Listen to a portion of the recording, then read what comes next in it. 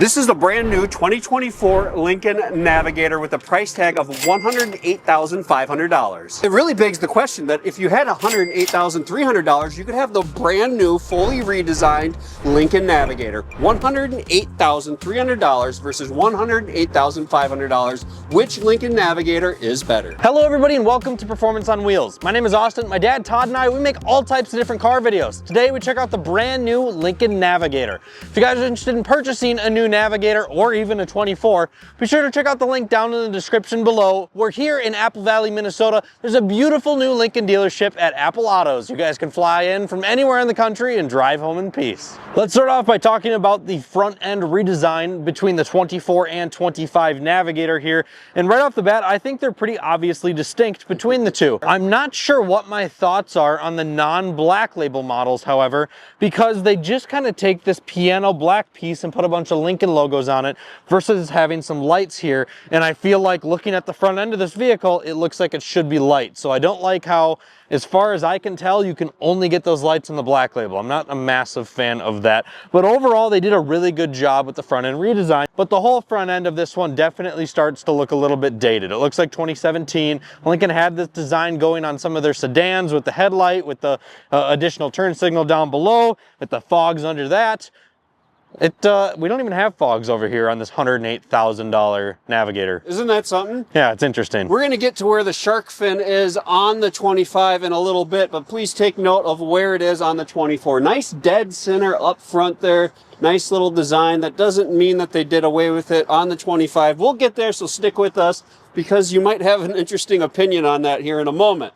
I like what Austin said. One thing that really sticks out to me though is when you do like a side profile or you really look at these from the side, you can see how the 25 slopes off the hood line and how much more sleek it looks because of that. Obviously you have this big wall, but when you start integrating the rest of the body, it's a lot smoother looking than the 24 was, and I do appreciate that, knowing that this is an ultimate luxury cruiser. I'm not gonna lie, the side profile of looking at these, we've looked at them from the front, we've looked at them from the back. When we put them so we can see the sides and compare them, this is where I think the biggest difference is. Personal opinion, of course. Let's just talk through it. I love the way that on the 25 over by Austin there, the tail light is more integrated. It's not just kind of clumsy and horizontal as it was here on the 24. We do need to look down here and look at the optional 22-inch wheels at the time that were an option for $1,000. I want to then transition your eyes all the way up top to look at how pieced together the chrome roof rack looks compared to the 25. When you look at that, it is smooth, it is integrated, and that is what the 25 is all about, in my opinion, is it is a much smoother design. That is very true when we talk about the Navigator emblem that is found under the door. It looks dated on the 24. Over on the 25, it actually looks like a piece of art that is meant to be there. You can see the fun headlights as you move up front on the 25 with the design and intricacy of the design there compared to what looks like a dated headlight when you look at these two side by side. When we start talking about the first ever 24-inch optioned wheels available in 2025, they're no longer the $1,000 upcharge that you could see in the 2024. That is a $3,000 upcharge, ladies and gentlemen. It's a very expensive upcharge for those set of wheels, and unfortunately, some people like them, but the majority of people that have seen these wheels in person, they just don't have many positive things to say about them. Yeah, and I think this is very true with us and just the difference of opinion. Austin wasn't a big fan of them and he doesn't like them, or I think they actually look rather nice. I'm a fan of them. They do stick with that whole design that the wheels of Lincoln have been for a long time, that looks like a turbine of an engine on an airplane. Yeah. That whole forward momentum, that forward movement concept, they did stick with that, which I appreciate. I would not have mind to see the pretty much exact same wheel we have on the 22 or bigger?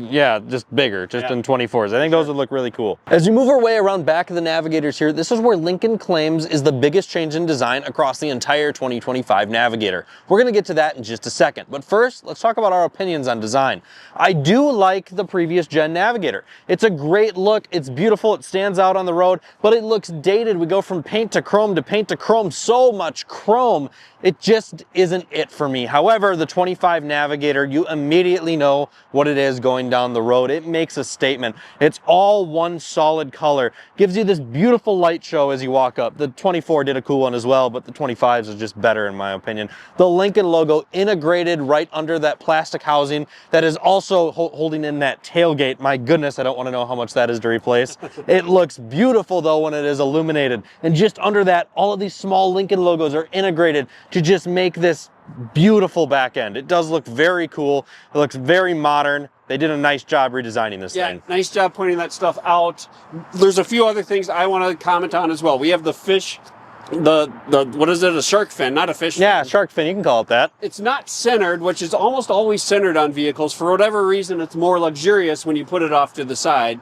OCD people are not going to like that one. Not going to like it. But you'll also notice that the wiper is now integrated behind that rear spoiler, and you'll also notice that that third brake light is nice and smooth across that spoiler versus where it was kind of pieced together. And as well as that wiper looks like 2017 over on the 24 as well. When we go all the way down to the bottom, I think this is it's interesting to my eye. It caught my eye right away with just how much ground clearance there is from the bumper down to the ground. If I walk over to the other one, it's obvious that the 24 is about 2 to 3 inches lower than the 25 here. The other thing that strikes my eye when I take a step back and look at both of these is just the stance. That's because the 25 is about 3 inches wider than the 2024.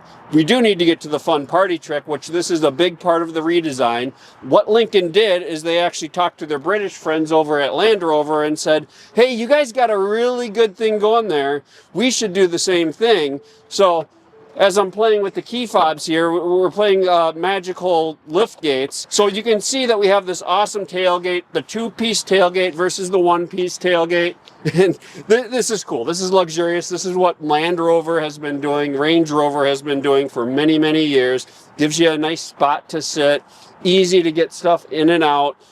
Kind of covers the bumper so you're not getting your nice clothes up against that bumper when things are dirty. So a nice platform to load, unload, and also watch the kids out on the soccer field. Not only that, but it gives you the ability to only open the top and keep the bottom one shut, which is really helpful when folding the seats down for loading things in here. You now have something you can prop things up on when they're nice and large, some areas that you can easily strap things down on right in the inside, so it gives it more functionality when it comes to loading some large items in, the whole split gate design. Getting inside of the Lincoln Navigator is such a luxurious experience, and it feels so high-end once you're in here. I love all these physical knobs and buttons. They have such great feedback and feeling. I love the chrome that surrounds them to give the knobs like a cool reflection on top of that chrome.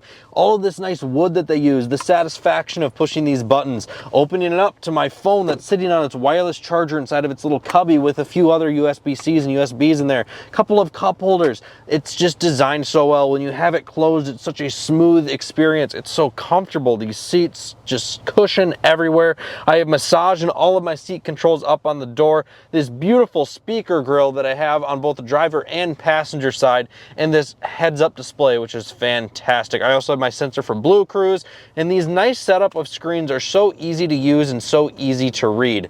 I do like the way that they operate. This is controlled by sync. This is a sync system here, and it is a little bit laggy. It's got a lot of lag to it. When I press it, you can kind of see the delay in the screen, but we throw Android Auto, Apple CarPlay up there. Who really cares, right? And our digital dash looks quite nice as well, with the same theme that they have going on this whole Navigator. It's like the stars or the snow, just this cool gradient that is always going, whether it's our speedometer and we start it up. It's a really nice place to be, and I love the feeling of this leather wrapped steering wheel in hand. I just feel like I am somebody important when I'm behind the wheel of this Navigator. The back seat is where you want to be in the Navigator. Let's be honest. You don't buy this car for yourself. You buy it for the passengers. So let's talk about the back seat. There are certain items about the back seat of the 2024 where we are showing you guys first that I think definitely feel like it was time for a change. Knowing that we're in a $108,000 vehicle and I am still manually adjusting all of my seat controls in the rear is something that's just interesting even in 2024. However, besides some of the dated technology and the lack of features in the 2024, this is still a remarkably comfortable place to spend time. You will notice that we have our heated seats back here, and we have our control that is up behind the driver and passenger command, or the center console up there. We also have our ventilated seats in 2024. We can control the audio, we can control our climate settings. Getting into the 25, let me first try to figure out how to change where my steering wheel sits, because everything is done through this pad now. Our mirror controls, our steering wheel controls, we don't have physical buttons anymore. It's kind of interesting, and it just feels kind of weird. Another thing I don't like and I kind of miss is my heads-up display, and I miss having that screen right in front of me. I have to almost put the steering wheel in a position where I'm not as comfortable so I can actually see my speedometer, because I actually had the same issue in the Lincoln Nautilus. This massive screen, still I lack to see somehow. They should have had it like 6 inches close. I mean, this thing's like 3 feet away from me as a driver. I get it's a big screen, and yeah, there's a lot of information you can show on it, but I almost wish it was more visible to me as a driver. It's huge, there's a lot of information, and that's great and all, but I also lack all of the tactile buttons that I really liked inside of the old Navigator. I now have these piano shift dials, which I had before, but they're covered in gloss black, and all of my fun buttons are gone. I have this volume knob and a couple of gloss black buttons down here. The feeling of elegance that I got from this whole center stack in the old Navigator it's just gone. And I do have a now Google powered system, which is a lot better. It's way faster. Everything about it works better. I do really like the system, and yes, even though it is powered by Google, we still have Android Auto, we have Apple CarPlay, same spot for my phone, same thing with the cup holders, and yeah, it just doesn't feel as luxurious to me. I feel like this looks like a cheaper material. Maybe it's because I see so much of it versus the new one. It feels, even though this is $108,000, and that one is also $108,000. This one feels like a downgrade when it comes to overall quality. My seats aren't necessarily as comfy. They were more comfy in the other one. My seat controls are no longer up on the door. They're now down on the seat, and it just takes away and it puts more plastic to where everything that my eyes see. It has more plastic everywhere compared to the old Navigator. Another thing that's kind of funny to me, just after talking about that stuff, we have this absolutely massive screen, yet all they show us is this little tiny area for our cameras. Like, really, Lincoln? Come on. I also am slightly disappointed with the ambient lighting, as I was hoping that they were going to put it in more spots where it really appears to pretty much just be inside of our footwells, and it's not even that bright, even at its brightest setting. So I was hoping that Lincoln would kind of take on some of its competitors a little bit more in that sense, but it doesn't look like that they did. Austin may have been disappointed with a few things up front, but I must say when I get into the back, everything changes in the 25 compared to the 24. Let's just talk through a few things. I'm going to start with the biggest one that's a big deal to me. This is the $2,700 option. It's the center stack. It's the command center. Right up front behind, or in between the passenger and driver seat, you can see that I have buttons to control the moonroof shade, which that's a pretty cool element from the back. I also have some additional cup holders down there. I have my additional power outlet, and on the bottom of the center console there's also additional like hidden storage way underneath there. I obviously have cup holders and a storage bin right by my armrest, which is pretty darn cool, and there's additional storage under the armrest of the center console. There's so many fun features and hidden storage in this $2,700 option that it's pretty sweet, and we haven't even talked about the funnest part yet. For the first time ever in the Lincoln Navigator, the second row seats can be massaging seats, and they do extremely well. It's your butt area, it's your back area. This isn't some chintzy vibration. It's the same quality massage that you're getting up front, which is quite remarkable. It is a good massage. Heated, cooled, you can hit the old chauffeur mode back here. There's a lot more options that bring the Navigator to that next level of luxury compared to the 24. All of my ambient lighting is options, so I can pick my gray, my yellow, my couple different shades of blue, my red, my green, my purple light. I can change the dimness of them. I have a lot lot more control, as I should, in the back seat. I do like the fabric touches around the speaker grills on the door panels. I like the fact that I have 2 USB-Cs directly in front of me behind the seat. It's just a much nicer place to be compared to the 24. I have a lot of behind the wheel time in the previous Navigator, so I'm just going to share my thoughts between the two when I'm getting behind the wheel of the 25 here. One of the things that I was kind of concerned about or worried about going into the 25, especially with the wheel option that this one has, is that the ride was going to be worse. However, even with the 24s and smaller sidewall, this rides better than the old Navigator. They did a great job re-engineering the suspension.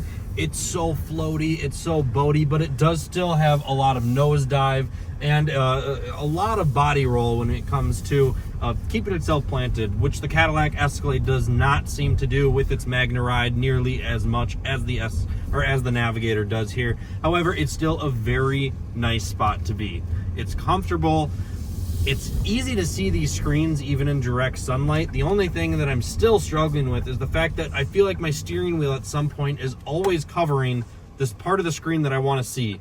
And I don't like that. I'm not a big fan of it. And this whole oval steering wheel, I do like it, but I think I just prefer the standard circle.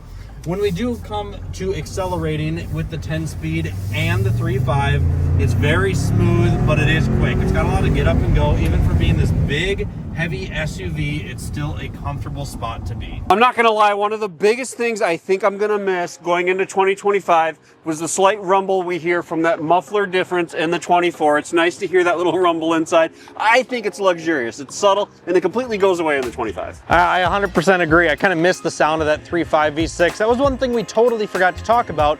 Nothing has changed except for the exterior and interior of the 25. Exact same powertrain, 3.5 is the only engine option you can get. 10-speed automatic is the only option you can get. 4-wheel drive is standard on the Navigator. So that, just to get that out of the way, it is the exact same powertrain as the previous years. The Navigator's been struggling the last few years. It hasn't had a redesign in a long period of time. The question is this the redesign that is going to make it crown the Escalade? And that's where I'm struggling a little bit. I love the new Navigator. It is really, really nice, but it missed in a few spots in the interior, in my opinion, especially when we compare it to its counterpart, the Cadillac Escalade, which again, just got this same big old screen. Execution of it on the Escalade, I feel might have been done a little bit better. I do really like the new Navigator. I'm just very nervous without the option for a V8. With the interior not being as up to par as I was kind of hoping that it would be compared to the design that we've had since 2017, I worry the new Navigator may struggle in the same way the old one did. What are your thoughts? I love the back seat of the new Navigator. That is a pretty stellar place to be. I do agree with what you're saying. I understand what you're saying. I would like to know what you guys think about the new Navigator. Is it enough of a redesign to keep up with the Joneses, or did Lincoln come up a little bit short? I think there's no denying the fact that the exterior design was at least needed. Oh yeah. It's just a matter of if it was the right one. Thank you so much for tuning into the video today on Performance on Wheels. We look forward to seeing you next time.